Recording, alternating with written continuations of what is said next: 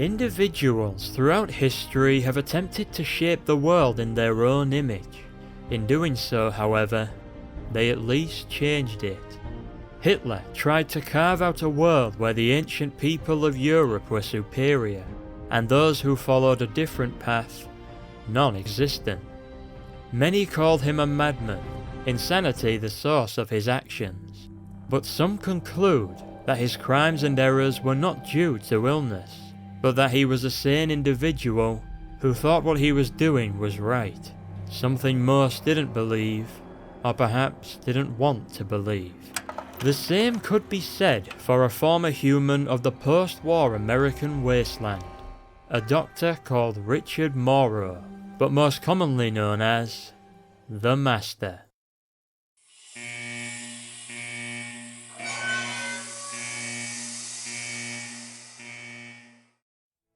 Before the Great War in October 2077, the subterranean installations called vaults built by the Vault-Tec Corporation were mostly nothing short of experiments, while on paper they were just advanced fallout shelters.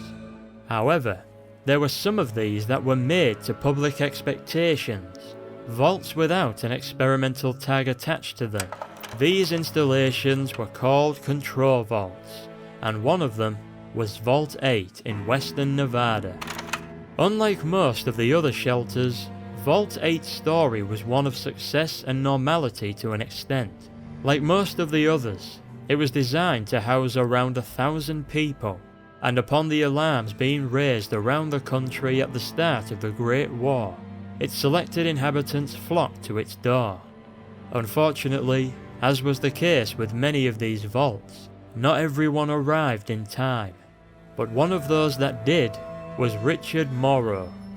After 14 years, in 2091, Vault 8 received the all-clear signal, and its residents began emerging and rebuilding civilization. This was done partly thanks to the Garden of Eden creation kit, a terraforming device they received before the war, although they were supposed to receive two, but due to a shipping error, the second was delivered to another vault, and they received the surplus water chips intended for that one. The result of this emergence and rebuilding was Vault City, one of the wasteland's most prosperous and advanced settlements. The city was built around Vault 8 so they could use its fusion generator as a source of power.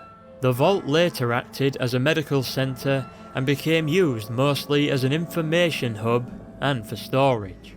It's likely that Richard Moreau spent much of his time here during his life at Vault City, a life that was unfortunately cut short. Moreau worked as a doctor there following the emergence, but soon had the rotten luck of being one of the dwellers that was exiled from the city in 2092.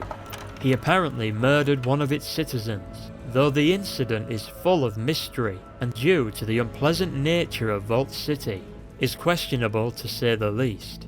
Changing his name from Richard Moreau to Richard Gray, he set out south of Nevada and into California. Eventually, he arrived and settled at the Hub, a major trading settlement in Southern California. Caravans in the region were mainly based and organized here, and with the amount of people coming and going, something interesting was always going on. But the most noteworthy event at the time was the frequent mutant attacks. In 2096, another former vault dweller, the famous and unique Harold, had become a caravan boss, and despite the occasional expected attack on his caravans, his business prospered. However, a few years later, his business was being badly affected by increasing mutant activity. Richard established himself as a doctor in the Hub, and eventually he and Harold became acquainted and grew to be firm friends. Harold would later describe Gray as a brilliant guy. The pair of them became baffled at the frequency of the mutated animal attacks, and in 2102, a frustrated Harold teamed up with Richard and led an expedition to find out where the mutants were coming from. It was a small group of over 4 people, and they soon tracked the mutants to an old military base that had a dismal past. and would become infamous in the decades to come. It was the Mariposa military base, a base that was once used to mass produce and experiment with the forced evolutionary virus, or FEV for short. 30 plus years prior, it was the home of Captain Roger Maxson, the founder of the Brotherhood of Steel, and his men and their families. The FEV project was moved from the West Tech Research Facility, later known as the GLOW, to the newly constructed Mariposa, where it could be better monitored by the military. The military team monitoring the scientists of the project consisted of Maxson, his squad, and their leader, Colonel Spindle. At Mariposa, to the ignorance of the military there, the probable first human tests were being conducted using military prisoners. Once Maxson and his team made this horrific discovery, morale in the base completely broke down. Spindle committed suicide, and the scientists were executed. The soldiers declared their desertion, but no one responded. Then, the Great War came. The base was sealed once Maxson led his people out into the waste, but over time, the facility fell into disrepair, and creatures of all kinds soon found their way in, mutating once being exposed to the FEV within. When Harold, Gray and the others reached the base, the automated defences kicked in and attacked the explorers. There were also numerous mutants which served as an indication that this was the right place. A number of the group fell to the robots, including a woman called Francine. Once they penetrated the base and were deep inside, there was only 3 of them left, until a man named Mark was wounded and sent back to the surface. Now it was only Harold and Gray, but they were determined to find and destroy the core. Upon entering a room full of vats containing the FEV mixture, a robotic arm crashed into the 2 friends. Harold was knocked unconscious while Richard plunged into one of the vats, and there he remained for a while until dragging himself out before he almost drowned.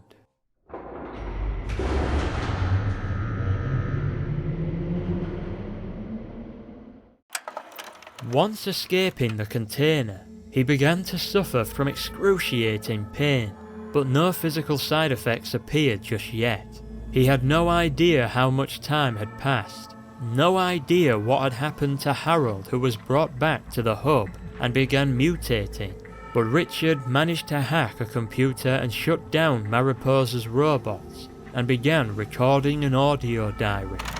Soon, he realised that the green mixture he fell in was the source of the various mutations his group had tracked there. His skin started to rankle and peel. Other areas of his body were bubbling and green pus oozed from them, causing even more horrendous pain. After a few days, and after dragging himself away from the vat room, he was able to briefly walk again, though strangely he felt stronger, and as if the world around him was getting smaller. Sooner or later, he consumed a mutated creature that was scurrying around the base, but not intentionally. A tendril sprang from his stomach and consumed the creature, sucking it into Richard's gut, but as it did, he felt the mutant's mind. He now concluded that he was perhaps going insane, and could no longer tell the difference between a hallucination and reality. However, things started to become clearer as the days went by. He felt the FEV raise his intelligence as he could understand the most complex philosophical questions. He began to wonder, what would happen if an animal was engulfed by the FEV? The animals dipped ended up becoming smarter and gained a heightened awareness. He then submerged a dog and a rat at the same time, and what came out was a creature made up of both species. Though Gray stated it was no longer 2 creatures, but it was more than one, a harmonious unity. It was then he saw himself as much more than a human, and that it was his job to bring to all this unity. Thus the Master's vision was born. It was a vision to avoid the self-destruction of human beings, forcibly bringing about one race with one goal, superior to humans and capable of surviving the harsh land America had become, and he would use the forced evolutionary virus to achieve it. Those who would be given a choice to mutate and denied the opportunity would be free to live out their days as humans, but never procreate. Eventually, a wastelander happened upon Mariposa. Grey was planning to dip them in the vats, but to his surprise, consumed them before he was able to. He then started injecting small doses of FEV into himself, so as to appear more pleasing to the Unity. He supposedly eventually gained the ability to somehow neurolink with the base computer, from which he gained more knowledge of the forced evolutionary virus. As more wanderers stumbled upon the base, unaware of the true danger that lay there waiting for them, Grey intentionally exposed them to the FEV, but their mutations were a disappointment. They became nothing but big dumb mutants, and so Grey consumed them simply for fuel.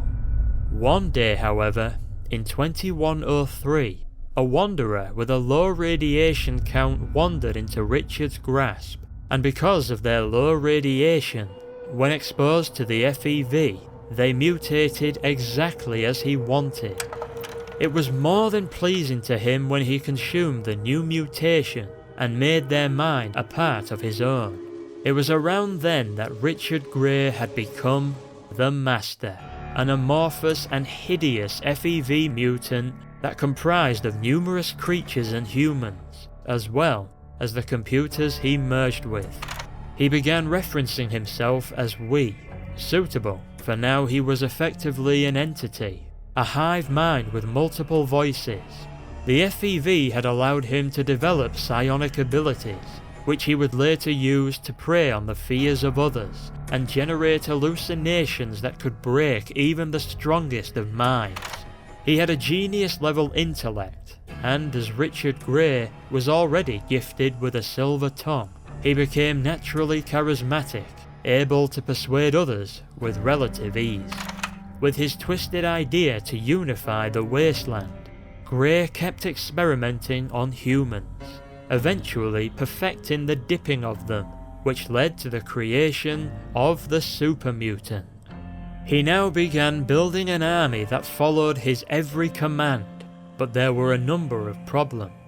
The super mutants were just brutish soldiers with incredibly low intelligence, and due to the scarcity of humans with a low radiation count, the common simple-minded super mutant was all he could count on. He also experimented with gene splicing, which as a result of the mutations that went horribly wrong, yielded creatures such as the centaurs, a twisted mix of humans, dogs and other animals.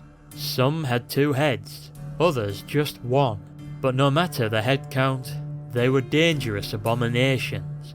Then there were the experiments with flatworms, which were actually conducted before the Great War. The Master merely improved them. The result was the disgusting hovering floater. Aside from the average super mutant, Richard had eventually managed to create the Nightkin, the pinnacle fighting force elite of his army. Nightkin were super mutants at their core, but superior in both intellect and skill to their counterparts. They used stealth boys to sneak upon their prey, but prolonged use of these devices had altered the pigment of their skin, turning it into a pale blue colour. They also affected their sanity, turning them more aggressive, and eventually some developed schizophrenia. But during the Unity Crisis, and despite all that, they were and still are a force to fear. Throughout 2103 to 2130, the Master gathered human test subjects to dip in the FEV, regardless of their willingness. However, another problem supposedly came in 2130, when the legendary Great Winter occurred.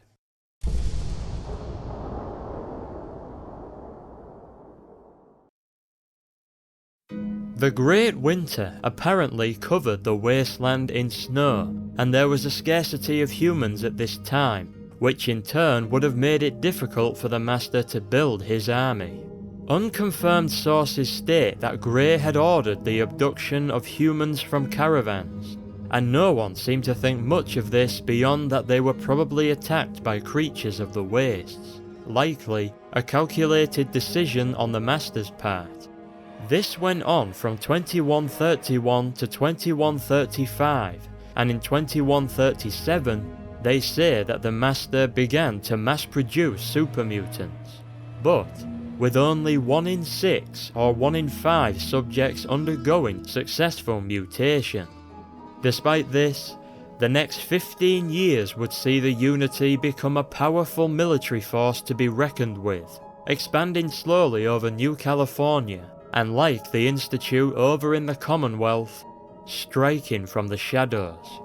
The Master's army had accrued an unfathomable body count. In 2152, their influence had slowly spread until they came into contact with a human doomsday cult, led by a ruthless man named Morpheus. Rather than take them for dipping, however, the Master saw the value in having human followers, and so the cultists were assimilated into his Unity. They acted as the Master's spies throughout the core region, and expanded the already growing power of the Unity, spreading the word of a holy flame that would bring salvation to the surviving world. At some point, the Master concluded that a new permanent home was needed, one that had a greater store of knowledge and a steady supply of humans. A few years later, he discovered the location of a demonstration vault beneath the ruins of Los Angeles, after supposedly capturing a caravan of vault dwellers from where they emerged. Seeing the opportunity there, in 2155, he relocated to the vault with his human followers and a large portion of his super mutant army. Grey managed to integrate himself with the vault's overseer's chair. Thus his deformed body expanded, warped and covered the contraption. Tendrils protruding from the entity spread throughout the facility and attached to the technology within. A year later, above the vault, the Master had the cultists renovate the building atop it, and they eventually established the cathedral. Thus the children of the cathedral were born. They became the public face of the Unity, and helped maintain the secrecy of its true shape.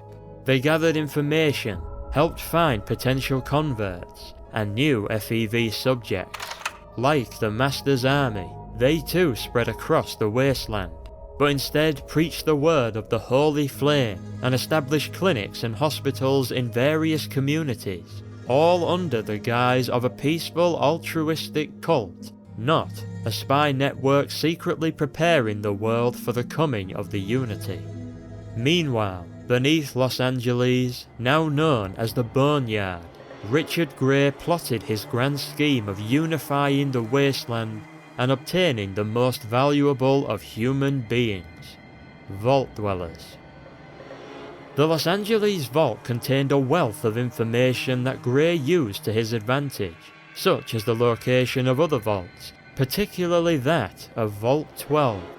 Vault 12 was located under the city of Bakersfield in California, and its true purpose was to study the effects of radiation on its inhabitants, simply by not fully closing the steel door.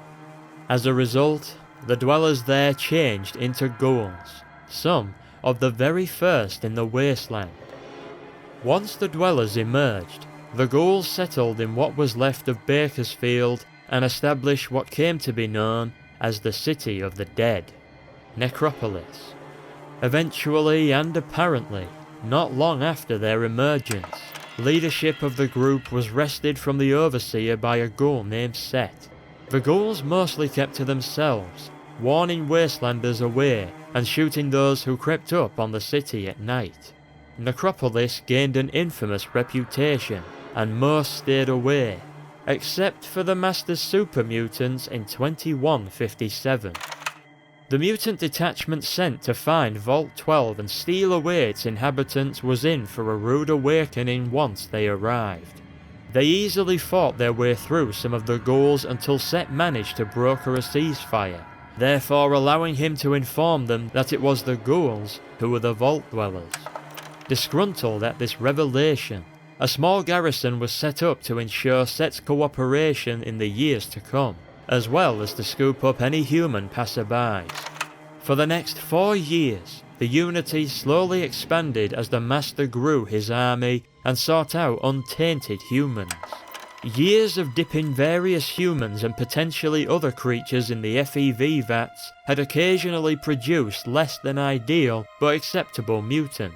Super mutants that were above the rest, and often held higher positions within the Master's army.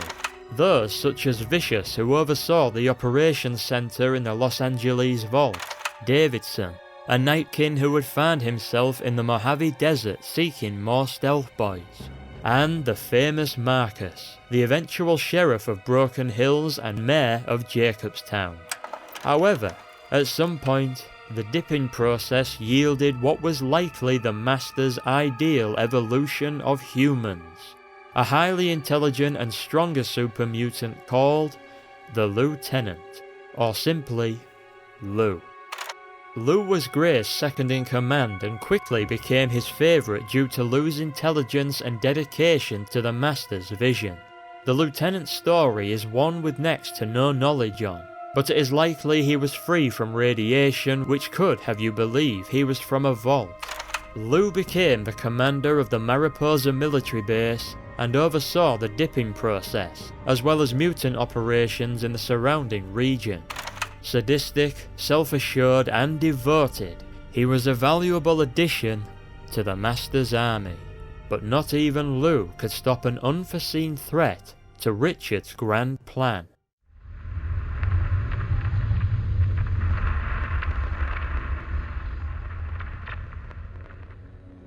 Around the center of New California is Vault 13. Once occupied by descendants of those that survived the war, Vault 13 would go on to have a troubled history and become home to intelligent Deathclaws.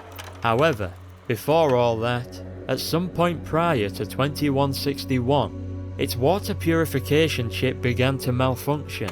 Thus the overseer at the time, Jackaron, had no choice but to send Vault 13 dwellers on a mission out into the waste to find a replacement, contrary to the Vault's experiment to remain closed for 200 years. A number of dwellers left, but none ever returned successful, if they returned at all. It wasn't until the last dweller Jackaron sent out that they finally obtained a replacement chip, but also a revelation of a problem much worse. The Vault 13 dweller that found a replacement chip would go down in the Wasteland's history as the saviour of New California, and possibly mankind. After journeying to Vault 15 and having no luck at finding a water chip, the Vault dweller travelled south to Necropolis, where in Vault 12 they found a replacement, as well as heavily armed mutants of an unknown origin. The dweller returned to Vault 13 with the water chip, but also news of the wasteland, including the super mutants that occupied it. The latter troubled the Overseer greatly, as well as the Vault dweller, as they had revealed the Vault's location to a number of people, such as the water merchants of the hub, causing the Vault to lose its protection of anonymity. Jackaron sent the dweller on a new mission: find the source of the mutant threat and destroy it. With the limited help of the Brotherhood of Steel after in turn helping them, the Vault dweller learned of the Boneyard. Before arriving at the ruins of Los Angeles, however, the dweller took a detour to Necropolis, but when they arrived, the city of the dead was truly dead. The super mutants had nearly wiped out the entirety of its ghoul population shortly after the dweller left with the water chip. With a heavy heart, they continued on to the Boneyard, and eventually uncovered the true nature of the children of the cathedral and the unity they preached about. The dweller managed to infiltrate the Master's vault, its walls dripping with human flesh, and the screams of the dying echoed through the halls filled with foul creatures and mutants. As they worked their way deeper, they noticed that the flesh integrated into the walls was alive, and even aware of their presence. The Vault Dweller eventually found themselves in the presence of the source of the flesh, a being of unbelievable horror, the Master, Richard Grey himself, hideous and one with the Overseer's chair. It is not known what exactly happened at the cathedral in the unnumbered vault beneath, but what is known is that the Master was killed and that the entire facility was annihilated in nuclear fire, bringing an end to both the Master and his unity. It was around this time also that the Dweller ventured to the Mariposa military base, found the FEV vats as well as the base commander Lou, and destroyed both, bringing a final end to the Master's army. After the fall of the mutated Richard Grey, many of the mutant remnants scattered across the wasteland, venturing further than California. Some went to the Mojave, like the group led by the Nightkin Tabitha, where they settled at Black Mountain, posing a threat to the populace of the Mojave wasteland until the courier that was shot in the head came along. Others tried to cling on to what was left, but the Brotherhood of Steel waged a war that drove most of them off. Occasionally, some of the super mutants would attempt to integrate into society, or found their own settlements such as Broken Hills. Today, super mutants still roam the waste, either as a threat to humans or passive, trying to survive like any other being. Unfortunately, the Master wasn't the only source of these brutes. On the East Coast, Vault 87 in the Capital Wasteland was equipped with a large supply of the FEV, thus it became a breeding ground for super mutants that terrorized both DC and its surrounding area for decades. Towards the north in the Commonwealth, the Institute came into possession of a modified strain of the FEV and began conducting experiments on wastelanders, generating more super mutants and dumping them out into the Commonwealth for its populace to deal with. Dogs were also subject to the experiments and then cast out after being transformed into mutant hounds. Back over in the West Coast, however, more super mutants were being created in the decades following the Master's destruction. In 2236, the secretive nation-state, the Enclave, began excavating the ruins of Mariposa.